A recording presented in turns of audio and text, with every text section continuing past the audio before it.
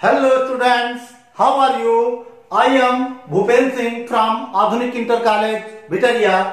Students, today we talk about tense. क्रिया की वे forms जो टाइम की ओर संकेत करती हैं वो टेंस कहलाती हैं। टेंस तीन प्रकार के होते हैं, प्रेजेंट टेंस, पास्ट टेंस और फ्यूचर टेंस। प्रेजेंट टेंस वर्तमान काल अर्थात जो समय चल रहा है ये आता है प्रेजेंट टेंस में। जो समय बीत चुका है वो समय भूतकाल अर्थात पास्ट टेंस में आता है और जो आने वाली इवेंट्स होंगी वो फ्यूचर टेंस में आती हैं। तो जो कार्य आने वाले समय में भविष्य में होता है वो आता है फ्यूचर टेंस में। तो इस तरह टेंसों को तीन भागों में बांटा गया है, प्रेजेंट टेंस, पास्ट टेंस और फ्यूचर टेंस। अब बात करते हैं प्रेजेंट टेंस की। प्रेजेंट टेंस को अमूमन चार भागों में बांटा गया है। पहला है प्रेजेंट इंडेफिनिट टेंस, दूसरा है प्रेजेंट कंटीन्यूअस टेंस और तीसरा है प्रेजेंट परफेक्ट टेंस और चौथा है प्रेजेंट परफेक्ट कंटीन्यूअस टेंस। जैसे प्रेजेंट को चार भागों में बांटा गया है, ठीक ऐसे ही पास्ट को भी चार भागों में बांटा गया है। तो पास्ट टेंस के भी वही चार पार्ट होंगे। कौन कौन से? Past indefinite tense, past continuous tense, past perfect tense और लास्ट में आएगा पास्ट परफेक्ट कंटीन्यूअस टेंस। इसी तरह फ्यूचर को भी चार भागों में बांटा गया है। फ्यूचर टेंस को पहला होगा फ्यूचर इंडेफिनिट टेंस, दूसरा फ्यूचर कंटीन्यूअस टेंस, तीसरा फ्यूचर परफेक्ट टेंस और चौथा आएगा future perfect continuous tense. Students, सबसे पहले first we talk about present indefinite tense.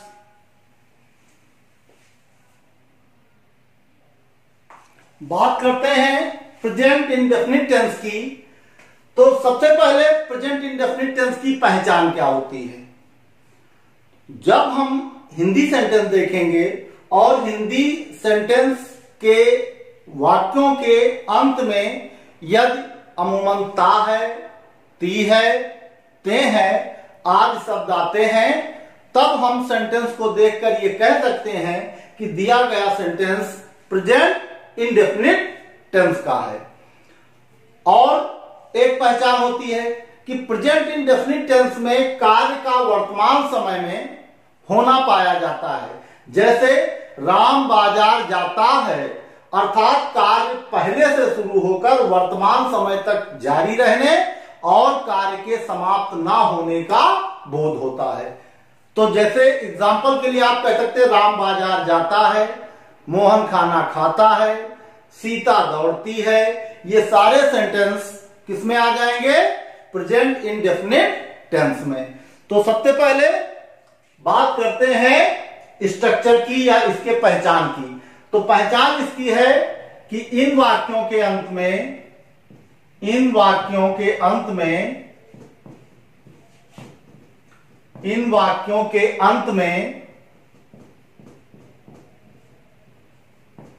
ता है,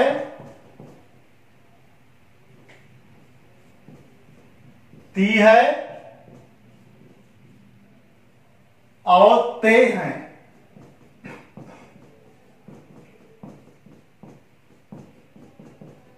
आदि शब्द आते हैं, आदि शब्द आते हैं। अब सेंटेंस को देखकर हमें यह तो पता चल गया कि दिया गया सेंटेंस प्रेजेंट इंडेफिनिट टेंस का है, लेकिन अब हम उसको ट्रांसलेट कैसे करेंगे इंग्लिश में? तो उसके लिए प्रेजेंट इंडेफिनिट के अकॉर्डिंग जो स्ट्रक्चर है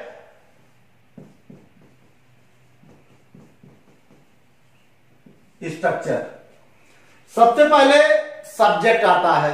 सब्जेक्ट अर्थात कर्ता, कार्य कौन कर रहा है वो होता है सब्जेक्ट। तो सबसे पहले सब्जेक्ट फिर आती है बात वर्ब की, और फिर ऑब्जेक्ट।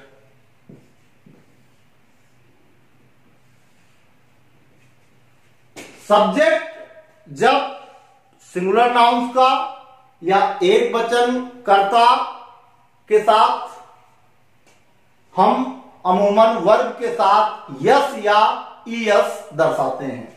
तो वर्ब के साथ एस या ईएस का प्रयोग किया जाएगा, लेकिन वो कर्ता ही, सी, इट तथा सिंगुलर नाउन के साथ। अगर सब्जेक्ट यू, वी, दे तथा प्लूरल नाउन्स हैं, उनके साथ हमेशा मेन वर्ब की फर्स्ट फॉर्म ही यूज की जाएगी। अगर कर्ता सब्जेक्ट ही, सी, इट या सिंगुलर नाउन्स का होता है, वहां पर वर्ब के साथ हम एस या ईएस का प्रयोग करते हैं। एग्जाम्पल के लिए नोट देख लीजिए। सब्जेक्ट ही, सी, इट और सिंगुलर नाउन के साथ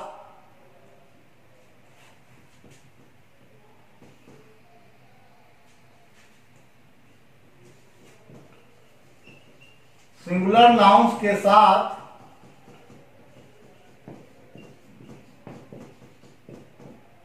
एस या ईएस वर्ब के साथ इसका यूज किया जाएगा। सब्जेक्ट जब ही, सी, इट और सिंगुलर नाउन के साथ या एस या ईएस वर्ब के साथ यूज करते हैं, वर्ब के साथ यूज करते हैं।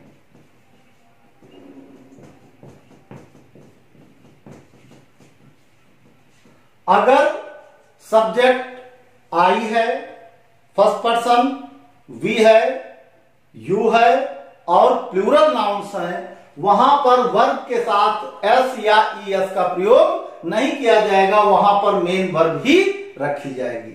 और इस तरह प्रेजेंट इंडेफिनिट टेंस के अफर्मेटिव को आप ट्रांसलेट इंग्लिश में करेंगे।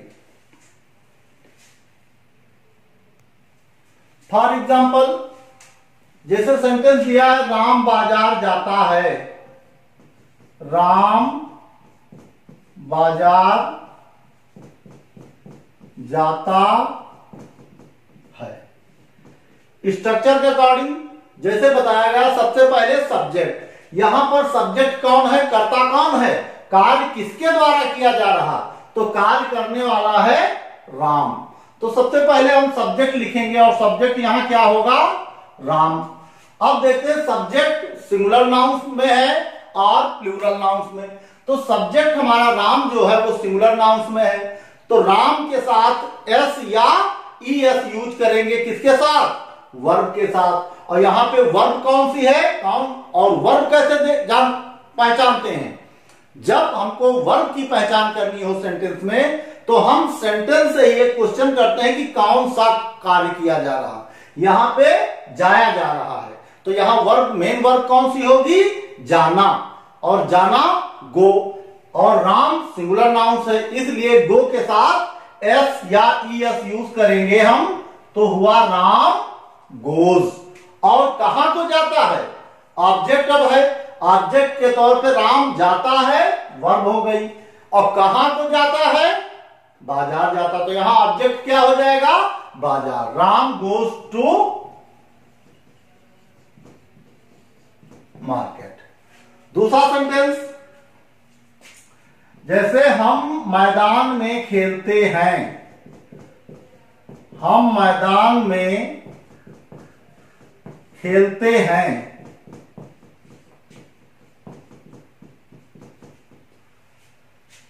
यहां पर सब्जेक्ट कौन है, कार्य किसके द्वारा किया जा रहा है, हमारे द्वारा। तो सब्जेक्ट कौन सा हो गया, हम, वी।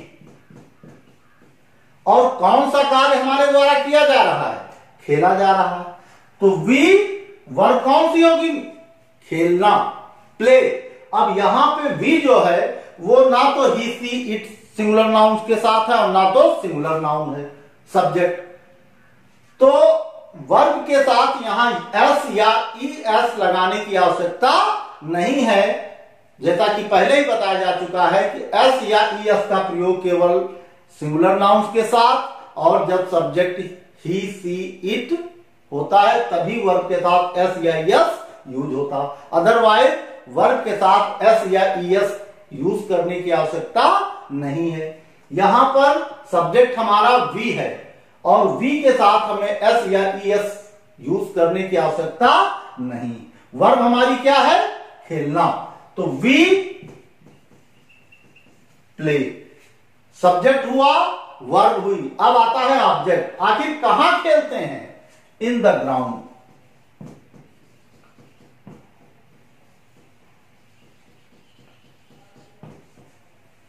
अंडरस्टैंड?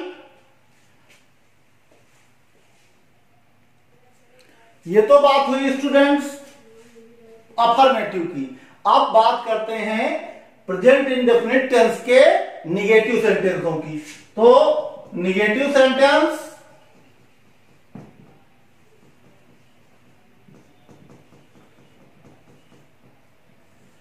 वो सेंटेंस जिनमें नकारात्मक शब्द जुड़े होते हैं, वो सब निगेटिव सेंटेंस या नकारात्मक शब्द, नकारात्मक वाक्य कहलाते हैं।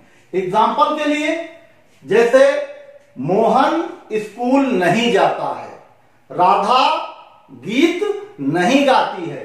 तो निगेटिव के स्ट्रक्चर के लिए सबसे पहले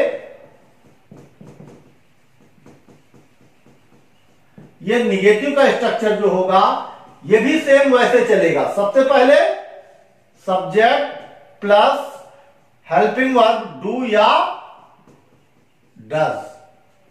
निगेटिव सेंटेंसों से हेल्पिंग वर्ब मिलना शुरू हो जाएगी, सब्जेक्ट डू ऑब्लिक डज, अर्थात या तो डू यूज करेंगे, ये डिपेंड करेगा डू सब्जेक्ट के अकॉर्डिंग कि हमें डू यूज करना है और डज यूज करना है। सब्जेक्ट डू या डज प्लस नॉट, और इसके बाद वर्ब की मेन फॉर्म प्लस ऑब्जेक्ट। ये स्ट्रक्चर हुआ हमारा निगेटिव का। सेंटेंस के एग्जाम्पल के तौर पे जैसे सेंटेंस हुआ कोई कि मोहन अपने स्कूल नहीं जाता है। यहां पर भी आपका सब्जेक्ट क्या है? मोहन, और मोहन सिंगुलर नाउन है। तो सिंगुलर नाउन या ही सी इट के साथ एस या ईएस जहां यूज होता था अफर्मेटिव में, उन सभी कर्ताओं के साथ, उन सभी सब्जेक्ट के साथ हम डज का प्रयोग करेंगे। और जिन सब्जेक्ट के साथ अफर्मेटिव में वर्ब के साथ एस या ईएस यूज नहीं होता था, उनके साथ अमूमन हम डू का प्रयोग करेंगे। जैसे मोहन अपने स्कूल नहीं जाता। ट्रांसलेट करते हैं, सब्जेक्ट हमारा क्या है? मोहन।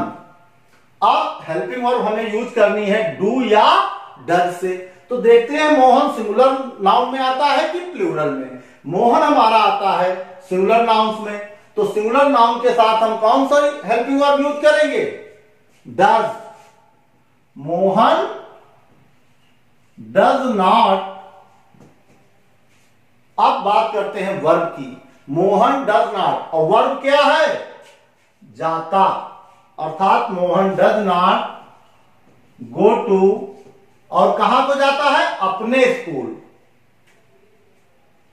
रिफ्लेक्सिव प्रोनाउन यूज होगा गो टू हिज स्कूल।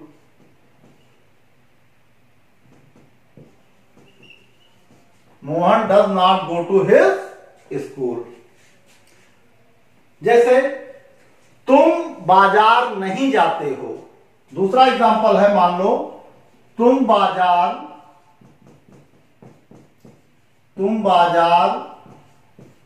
नहीं जाते हो। यहां पे सब्जेक्ट क्या है? तुम।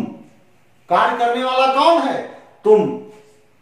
तो सबसे पहले यू, और हमने बताया ही, सी, इट, और सिंगुलर नाउन के साथ तो डज यूज होगा, लेकिन जब सब्जेक्ट आई होगा, वी होगा, यू होगा, दे होगा और कोई भी प्लूरल होगा तो उनके साथ हमेशा डू का प्रयोग करेंगे। तो you do not go to market, ये हुआ हमारा प्रेजेंट इंडेफिनिट का निगेटिव सेंटेंस।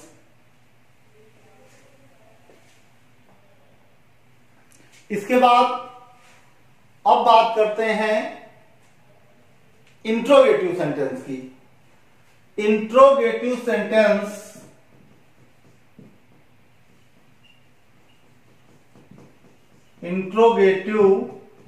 सेंटेंस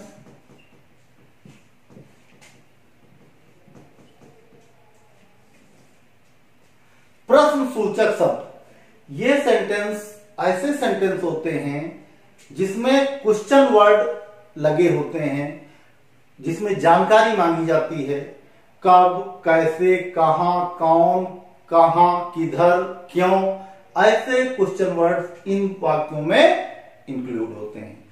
तो वो सेंटेंस होता है इंट्रोगेटिव सेंटेंस। और इंट्रोगेटिव सेंटेंस टू टाइप के होते हैं। एक तब जब सेंटेंस की शुरुआत क्वेश्चन वर्ड से हो, अर्थात क्या तुम बाजार जाते हो, जब सेंटेंस की शुरुआत ही क्या से होती है, तो ऐसे सेंटेंस इंट्रोगेटिव फर्स्ट सेंटेंस की श्रेणी में आते हैं।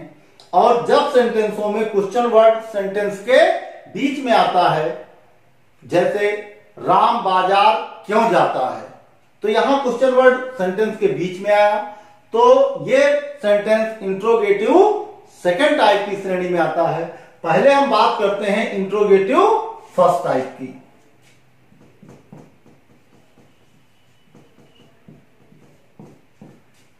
इंट्रोगेटिव फर्स्ट टाइप के लिए स्ट्रक्चर यूज होगा हमारा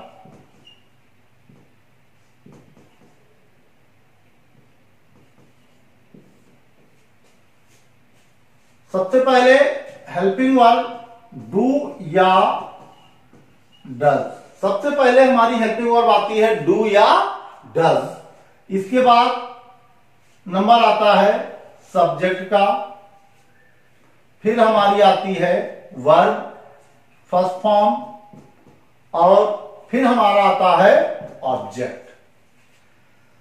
हेल्पिंग वर्ब डू या डज से सेंटेंस की शुरुआत करेंगे। अगर सेंटेंस क्या से शुरू हुआ है प्रेजेंट इंडेफिनिट टेंस में, तो क्या के लिए जब हम ट्रांसलेट करेंगे तो व्हाट अर्थात क्या की इंग्लिश नहीं लगाएंगे, बल्कि हमारी जो हेल्पिंग वर्ब है डू या डज उसी से क्या के भाव निकल आएंगे। तो ये हमारा स्ट्रक्चर है इंट्रोगेटिव फर्स्ट टाइप के सेंटेंस का। एग्जाम्पल के लिए जैसे क्या मोहन या क्या वे कक्षा में शोर मचाते हैं।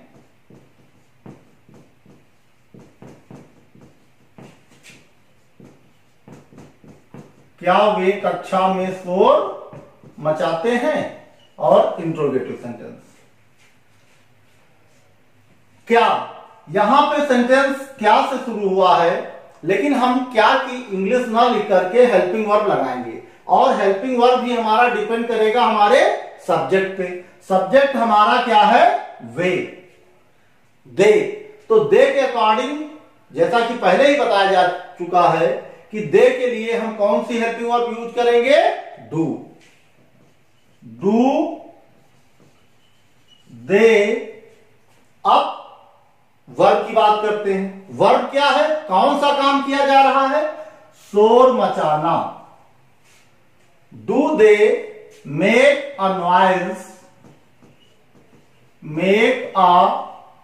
नॉइज, और ऑब्जेक्ट क्या कि कहां पे काम किया जा रहा?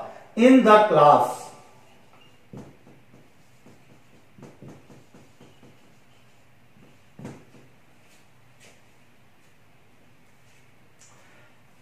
दूसरा सेंटेंस,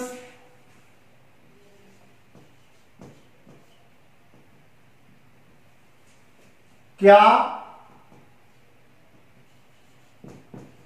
क्या घोड़ा घास खाता है?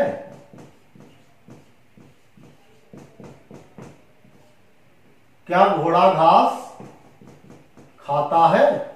ये भी इंट्रोगेटिव सेंटेंस है और फर्स्ट टाइप का, क्योंकि सेंटेंस की शुरुआत किससे हुई है? क्या से। तो हेल्पिंग वर्ब यहां भी डू या डस से ही सेंटेंस की शुरुआत करेंगे। हमारा सब्जेक्ट क्या है? हॉर्स। तो हॉर्स सिंगुलर नाउन में आता है, इसलिए हम सबसे पहले हेल्पिंग वर्ब कौन सी यूज करेंगे? डज। डज हॉर्स, उसके बाद सब्जेक्ट आ गया हॉर्स, फिर हमारा आता है वर्ब की फर्स्ट फॉर्म, डज हॉर्स ईट, और ऑब्जेक्ट क्या होगा? क्या खाता? कहां पे काम किया जा रहा? घास। Does horse eat grass. Interrogative second type का स्ट्रक्चर सेम यही होगा, बस स्ट्रक्चर से पहले उसमें क्वेश्चन वर्ड जुड़ जाएंगे। जैसे एग्जांपल के तौर पे सबसे पहले उसका स्ट्रक्चर में आएगा क्वेश्चन वर्ड, फिर आएगा हेल्पिंग वर्ब डू या डज, फिर आएगा सब्जेक्ट और फिर वर्ब की फर्स्ट फॉर्म और फिर ऑब्जेक्ट।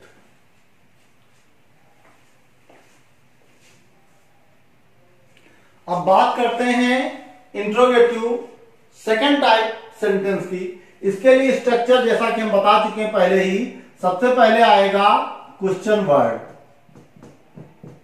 और उसके बाद हेल्पिंग वर्ब डू या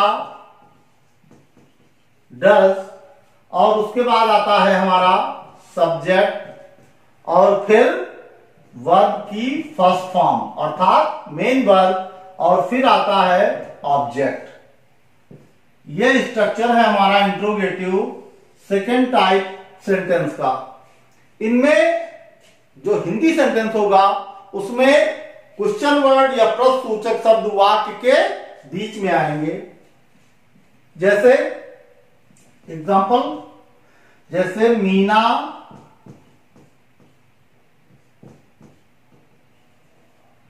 कक्षा में क्यों सोती है? मीना कक्षा में क्यों सोती है?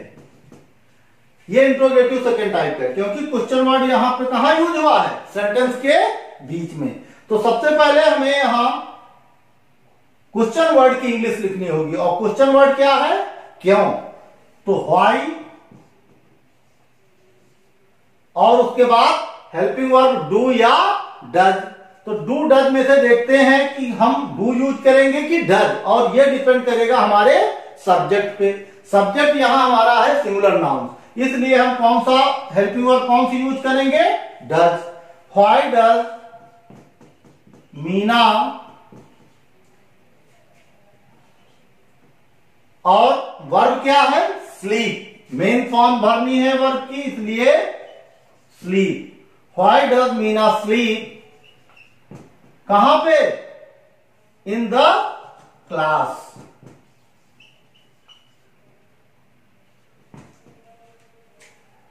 दूसरा एग्जांपल,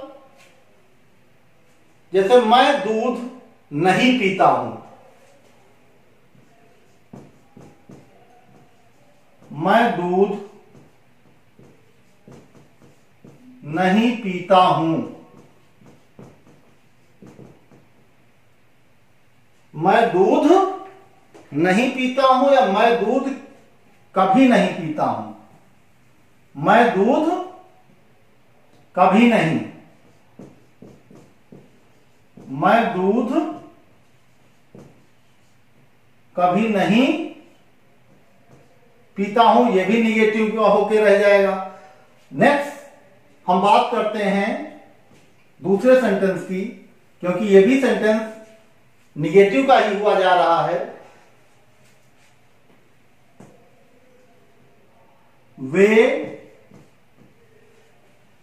वे आज स्कूल क्यों नहीं जाते हैं? वे आज स्कूल क्यों नहीं जाते हैं?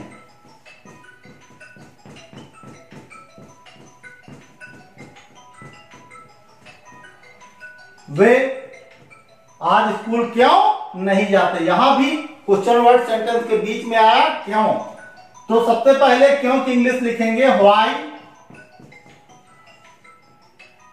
व्हाई डू दे, क्यों नहीं जाते हैं? Why do they not go to school today?